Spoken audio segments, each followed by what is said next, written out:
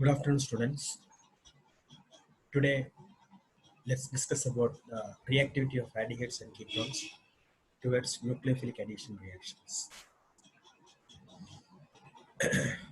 In the case of nucleophilic addition reactions, aldehydes are more reactive than ketones. This is due to two reasons.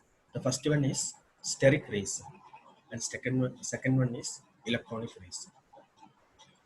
When we explain about steric reason, we have to think of the structure of an aldehyde and a ketone. Please go through the structure RCHO. In the case of an aldehyde, the general structure formula is RCHO, and in the case of a ketone, RCOR. Means two bulky groups will be present in a ketone, and one bulky group will be present in an aldehyde. So when we speak about the steric reason, we know the two bulky groups, it will be having plus I effect or plus I plus inductive effect will be there.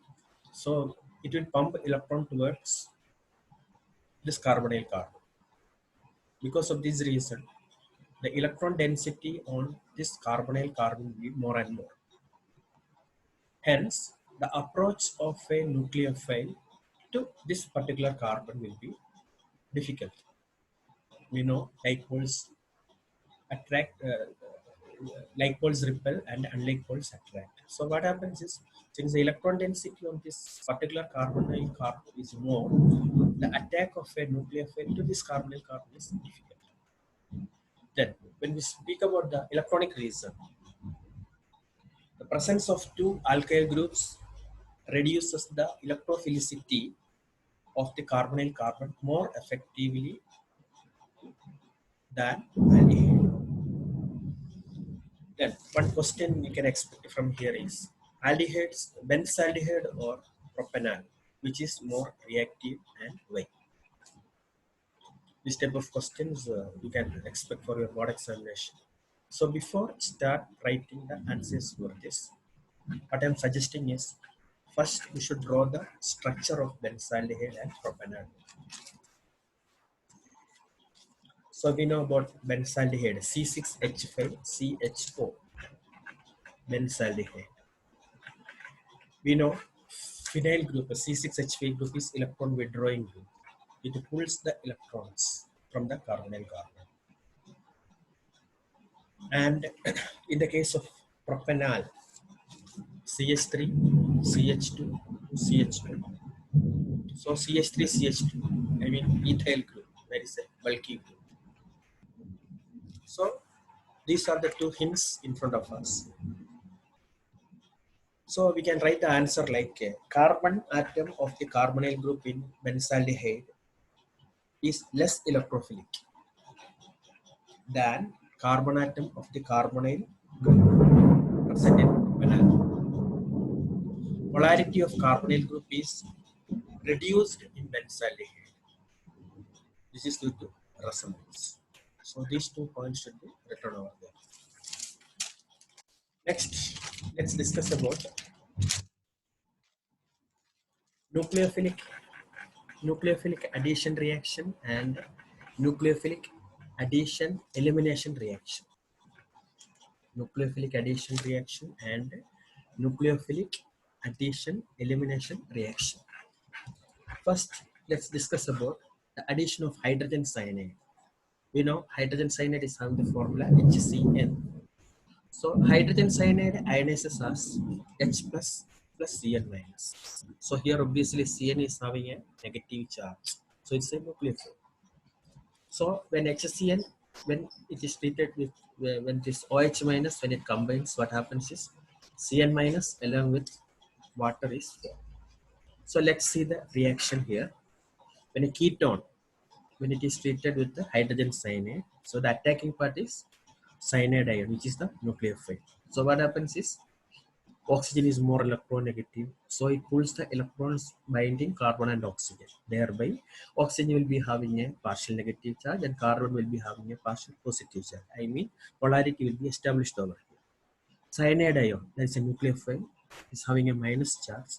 So this cyanide ion will be attached to this carbonyl carbon, because this carbon atom has a partial positive charge. So here a tetrahedral intermediate is obtained here, which is mentioned in a square bracket. A tetrahedral intermediate is obtained over here, which abstracts a proton from the reaction mixture to form products called cyanohydrin. Product called cyanohydrin. All these reactions you should write and study.